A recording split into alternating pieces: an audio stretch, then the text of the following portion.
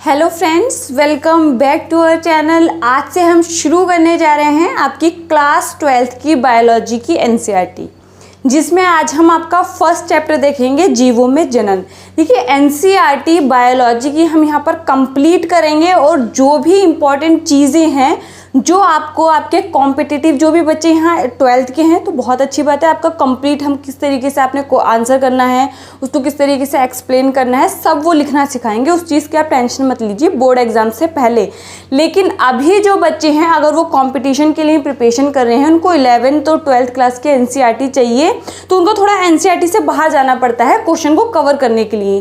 तो वो हम जाएंगे आपका क्वेश्चन के थ्रू। तो नीचे आपको कमेंट बॉक्स में एक लिंक मिलेगा, डिस्क्रिप्शन में भी आपको लिंक दे रखा है मेरे दूसरे चैनल का, जिसका नाम है माही बायोलॉजी क्लासेस। आप वहाँ जाइए, क्वेश्चन चैप्टर हम यहाँ पर करेंगे और उसके ऑब्जेक्टिव क्वेश्चन वहाँ पर सॉल्व करेंगे।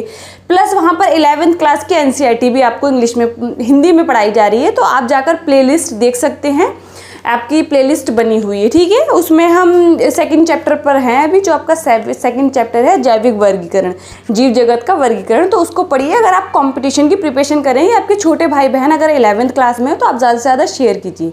देखिए, चैनल न्यू है और हमारी कोशिश है कि हम आपको बेस्ट कंटेंट दें बिना किसी भी सब्सक्रिप्शन के, मतलब आपने कोई भी चार्ज पे ना करना हो। यहाँ पर आपको फ्री कंटेंट मिले अच्छी क्वालिटी के साथ। यहाँ पर आप देखेंगे कि आपको डेली हर सुबह 10 बजे एक जनरल साइंस की वीडियो मिलेगी और हम इस वीडियो का अभी जो टाइम रख रहे हैं वो सुबह 9 बजे रख रहे हैं।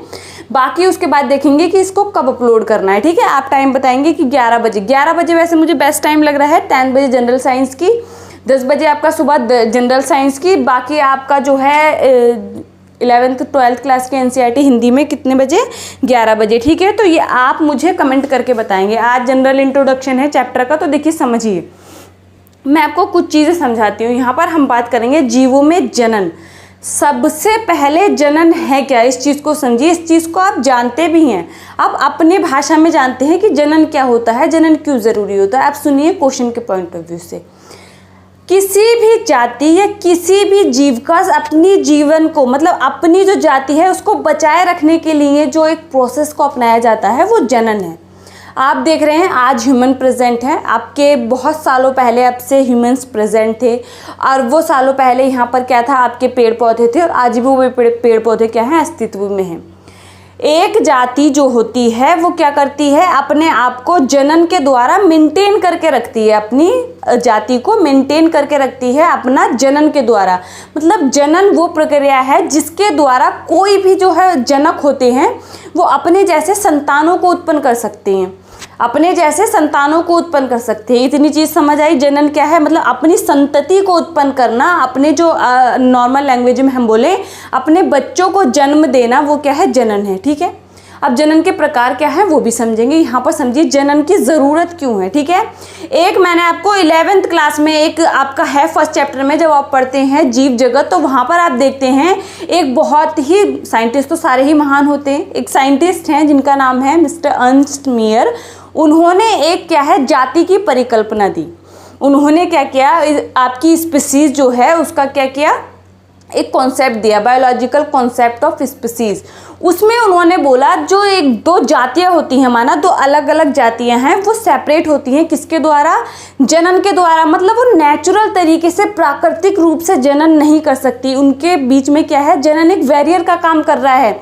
अगर वो किसी प्रकार से हम करा दें या किसी प्रकार से वो जनन कर भी लेती हैं, तो जो आपके बच्चे पैदा होते हैं वो फर्टाइल नहीं होते हैं, मतलब वो खुद आगे अपनी संतानों को जन्म नहीं दे सकते। जैसे कि आप सबसे अच्छा एग्जाम्पल देख सकते हैं खच्चर। खच्चर में क्या है, आपका घोड़ा और आपके जो गधा, उसमें क्या है, आपका संकरण करा के उनको क्या है, जनन कराया गया। उससे क्या पैदा हुए, म्यूल्स, जिनको आप खच्चर बोलते हैं। तो वो क्या है, वो आपके स्टेराइल हैं, मतलब वो अपनी संतानों को उत्पन्न नहीं कर सकते, ठीक है। तो ये आपकी एक साइंटिस्ट ने दी थी, उनका नाम भी आपने याद रखना है, बहुत इंपॉर्टेंट है, ठीक है।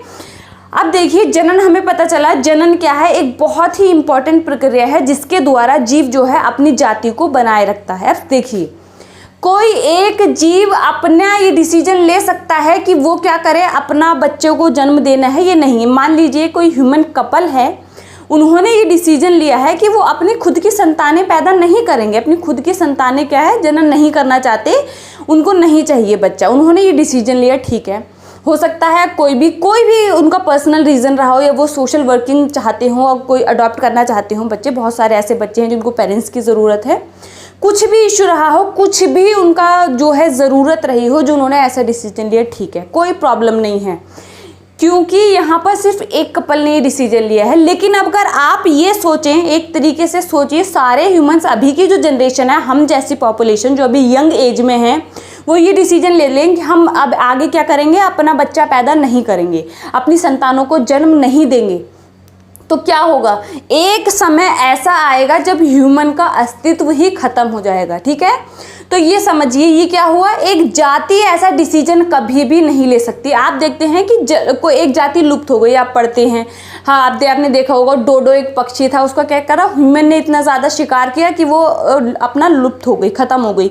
तो उसका रीज़न, बहुत सारे रीज़न रहते हैं, बहुत सारे आपकी छेड़छाड़ प्रकृति से, ये चीज़ उनको जन्म करने का मौका ही नहीं मिला, अपनी संख्या बढ़ाने का मौका ही नहीं मिला। एकदम से उनके ऊपर कुछ ऐसी विपत्ता आ गई जिससे क्या हुआ, वो क्या खत्म हो गए। ये हुआ जीवन काल। जीवन काल आपके एनसीईआरटी में वर्ड दे रखा है, जीवन काल, ठीक है, समझिए। जीवन काल, जिसको आप बोलते हैं लाइफ स्पान, जीवन काल, लाइफ स्पान, सबको दिख रहा है, मैं बड़ा बड़ा लिख रही हूँ, सबको दिखना चाहिए, ठीक है। लाइफ स्पान, इस चीज़ को समझिए। एक जो जीव है, कोई भी जीव वो हो सकता है, वो जब जन्म लेता है और उसकी प्राकृतिक मृत्यु तक का जो वक्त होता है, वो उसका जीवन काल कहलाता है। ये चीज़ समझ आई, मतलब कुछ भी ऐसा नहीं घटना चाहिए जो एकदम से उसको ख़त्म कर दे। नेचुरल मौत, जब वो एकदम से एडसेंस एज, बूढ़े में जाएगा, बुढ़ापे में जाएगा, बूढ़ा हो जाएगा, जब उसकी एज हो जाएगी, सेल्स नहीं बनना बंद हो जाएंगी, मेटाबॉलिज्म कम हो जाएगा, आपका जो बेसिक मॉलिक्यूलर रेट है वो क्या होगा, सब कम हो जाएगा। ये सारी चीज़ें जो हैं वो जब कम हो जाएंगी, वो खुद से क्या करेगा, साइन आएंगे कि डेथ निश्चित है। मृत्यु एक कड़वा सच है, ये सभी को पता है। जिसने जन्म लिया है वो क्या होगा, मरेगा भी। सिर्फ एक कोशिकीय जीव के बारे में आपके एनसीईआरटी में लिखा है कि वो अमर होते हैं। ऐसा क्यों बोल रहे हैं, अभी समझेंगे। जीवन काल वर्ड आपको समझ आया। जीवन काल क्या है, एक जीव से उसके जन्म से लेकर उसकी प्राकृतिक मृत्यु, ध्यान रखना है, इस वर्ड को नहीं भूलना है। उसकी प्राकृतिक मृत्यु तक का जो वक्त होता है वो क्या होता है, जीवन काल होता है, लाइफ स्पान होता है। अलग अलग जीवों का जीवन काल अलग अलग हो सकता है। आपके एनसीईआरटी में कुछ जीवन काल दे रखे हैं, जैसे पैरेट का दे रखा है आपको, हाउस फ्लाई, चावल, राइस, धान, ये सब चीज़ें क्या हैं आपको दे रखी हैं वहाँ पर। तो आपने जो नहीं दे रखा है उसको आपने सर्च करना है और अपने एनसीईआरटी में फिल, अभी नहीं करेंगे, फिल आप नहीं करेंगे, जब मैं आपको करेक्ट बताऊंगी तब आप करेंगे। इसका रीज़न है कि आप जब खुद से किसी वर्क को करते हैं तो आपके माइंड में सेट हो जाती है। कई बार हो सकता है गलत भी होगा, तो वो आपको याद रहेगा कि मैंने ये नॉलेज वहाँ से ली थी और ये गलत हुई, मैम ने तो ये बताया था, ठीक है। तो आप उसको फील करेंगे। अब यहाँ पर देखिए, जीवन काल हमें समझ आया। आप समझिए, यहाँ पर मैंने अभी जो आपको बोला था कि एक जीव अपना, जिसने जन्म लिया और वो क्या हुआ, मृत्यु हो गई उसकी, ये हुआ उसका जीवन काल। आपके एनसीईआरटी में कुछ जीवों का जीवन काल दे रखा है, ठीक है। अब आगे बढ़ते हैं। आपका जो है जीवन काल में क्या क्या चीज़ें होती हैं। देखिए, एक बच्चा पैदा होता है, फिर वो ग्रो करता है, थोड़ा बड़ा होता है, फिर वो अपनी प्यूबर्टी को अटेंड करता है। ये सारी चीज़ें हम पढ़ेंगे। आपका आगे मानव जनन भी है, फ्लावर, सेक्सुअल फ्लावरिंग आपका फ्लावर के लिए भी है, पुष्पी पादपों में लैंगिक जनन, ये सब चीज़ें आप अच्छे से समझेंगे। यहाँ पर अभी जीवों में जनन के बारे में समझिए, ठीक है। तो इससे क्या हुआ, आपका जो है, अभी क्या बात कर रहे थे हम, हमारा जो जीवन काल है उसमें क्या हुआ, ये चीज़ें आई कि आप छोटे बच्चे से ग्रो किए, आप एडल्ट हुए, फिर उसके बाद आप एक एज में सारी चीज़ें हुई, आपने अपनी संतानों को जन्म दिया, आपने अपना बच्चे वो ग्रो हुए, फिर आप क्या हुए, आप ओल्ड एज में पहुंच गए, लास्ट में आपकी मृत्यु हो गई। एक कोशिकीय जीव की बात कर रहे थे। एक कोशिकीय जीव को अमर क्यों बोला जाता है, एक कोशिकीय यूनिसेल्युलर जीवों को अमर क्यों बोला जाता है, यहाँ पर समझिए। यूनिसेल्युलर आपके एनसीईआरटी में भी लिखा है कि अपवाद क्या है, इसका एक्सेप्शन क्या है, एक कोशिकीय जीव, मतलब कोई भी जीव अमर नहीं है, सिर्फ आपका अपवाद वहाँ पर लिखा है एक कोशिकीय जीव। क्यों, क्योंकि देखिए यह है आपकी, मान लीजिए कोई एक कोशिका है, अमीबा को मान लीजिए, अमीबा आपको पता है प्रोटिस्टा जगत में आता है, प्रोटिस्टा में सारे एक कोशिकीय जीव आते हैं। अमीबा है ये, इसने क्या किया, यहाँ पर आगे डिवाइड हो गया, दो में डिवाइड हुआ, यहाँ पर पहले ये ग्रो करेगा, थोड़ा बड़ा बनेगा। पहले इसने क्या किया, ये ग्रो हुआ, फिर यहाँ पर जाके लास्ट में 2 में डिवाइड हो गया, ये 2 नए जीव बन गए। तो यहाँ पर देखिए क्या जो ये अमीबा था ये पूरी तरीके से ख़त्म हुआ, हम ऐसा बोल सकते हैं कि ये ख़त्म हो गया है। तो यहाँ पर समझिए, यहाँ पर इसीलिए बोला जाता है जो एक कोशिकीय जीव हैं उनके लिए जनन और वृद्धि क्या है, दोनों पर्यायवाची हैं। यहाँ पर इसीलिए इनको अमर बोला जाता है क्योंकि इसने आगे ग्रो किया और क्या हुआ, 2 में डिवाइड हो गया। तो ये जो अमीबा था इसका अस्तित्व तो खत्म नहीं हुआ, इसलिए इनको अमर बोला जाता है। आपसे कई बार कंपटीशन एग्जाम में पूछा जाता है कि अमीबा को अमर क्यों, मतलब कौन से जीव को अमर बोला जाता है, तो वहाँ पर आपको कोई भी एक कोशिकीय मिल जाएगा, ज़्यादातर अमीबा होता है, ध्यान रखना, ठीक है। अब यहाँ पर हमें समझ आया है कि ये क्या है, आपका एक कोशिकीय जीव है, वो इस तरीके से आपका वो अमर होते हैं, क्यों होते हैं समझ आया।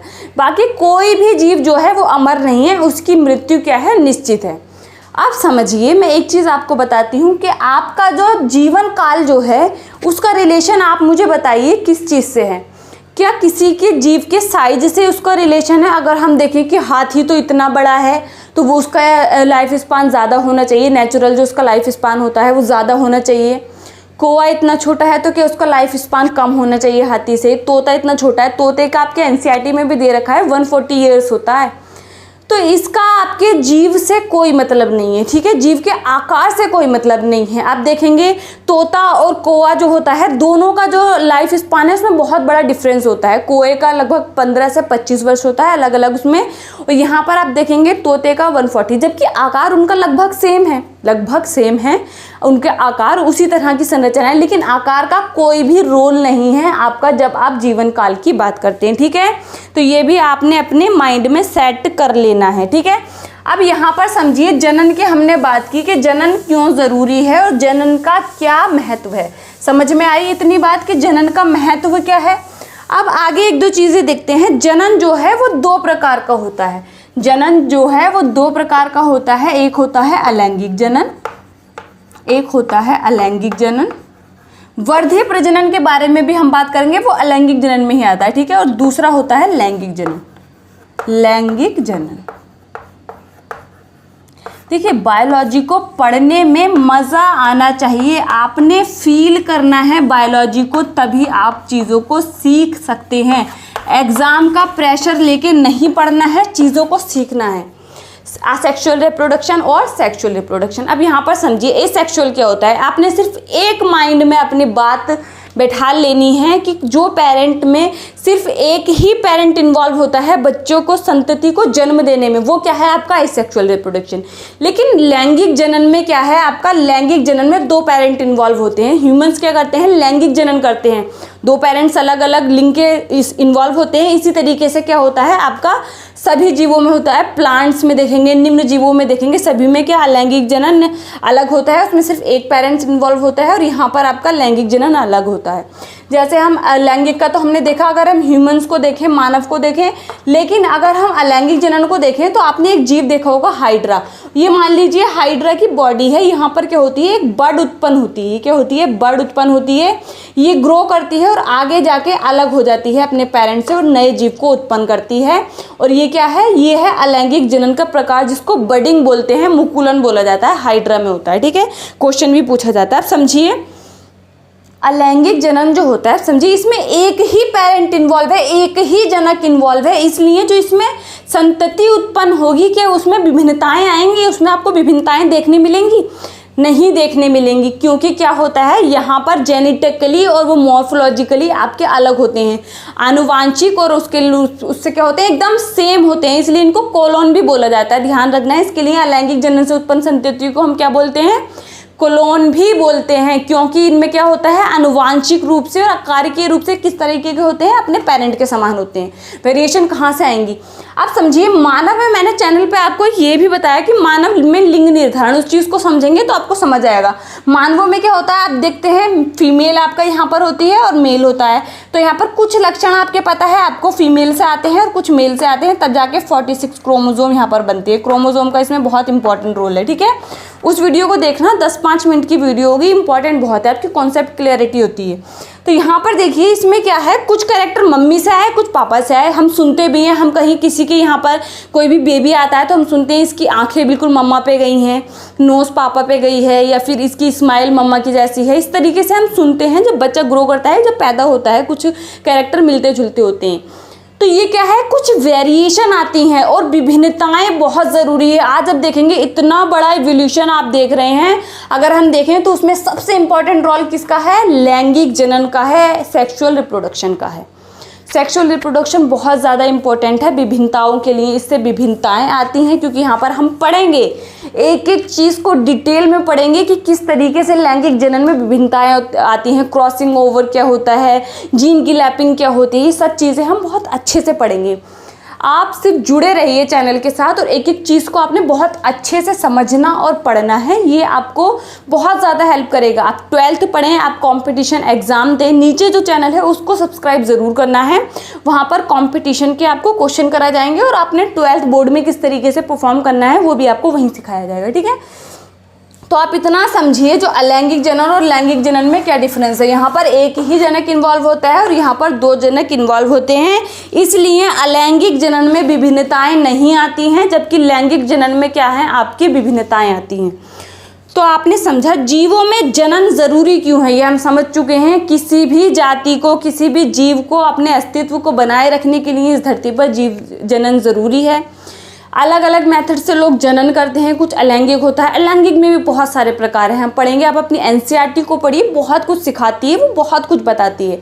एनसीईआरटी में देखिए कि आपके एनसीईआरटी में कितने सारे जीवों का लिखा है, हाइड्रिया, खुद पुनरुद्भवन करते हैं, रीजनरेशन जिसको बोलते हैं, वो तो हम ये सब चीज़ें पढ़ेंगे, ठीक है। अलैंगिक जनन, फिर आता है लैंगिक जनन। लैंगिक जनन विभिन्नताएं लेके आता है और विभिन्नताएं बहुत ज़्यादा ज़रूरी हैं। इवोल्यूशन, जो इतना बड़ा इवोल्यूशन आज आप देख रहे हैं, तो ये किसका प्रोडक्ट है, आप लैंगिक जनन का बोल सकते हैं। लैंगिक जनन का इसमें बहुत बड़ा रोल है विभिन्नताएं लाने में, ठीक है, वेरिएशन लाने में। इतनी बड़ी बायोडाइवर्सिटी, जैव विविधता आप देखते हैं, तो उसका में रोल किसका है, लैंगिक जनन का है, ठीक है। तो ये था आज का सिर्फ इंट्रोडक्शन। अभी हमने इंट्रोडक्शन आपके चैनल का लिया है। आपको जो होमवर्क दिया गया है वो आपने ज़रूर करना है। आपकी जो एनसीईआरटी में एक टेबल जो कहीं फिल नहीं है, कहीं कहीं आपको फिल है, कहीं कहीं नहीं है, आपने सबका जीवन काल बताना है, ठीक है। अभी तक अगर आपने चैनल को सब्सक्राइब नहीं किया है तो सब्सक्राइब करें, ज़्यादा से ज़्यादा शेयर करें। आपको जो कमेंट में जो आपको नंबर दिया गया है उस पर जाकर आप अपना बता सकते हैं आप किसकी प्रिपरेशन कर रहे हैं। और आपको अगर मुझसे कोई भी क्वेश्चन पूछना हो तो आप उस पर डायरेक्ट कॉल करके सिर्फ आपने पहले स्क्रीनशॉट भेजना है कि आपने ज़्यादा से ज़्यादा लोगों के साथ शेयर किया है। Thank you.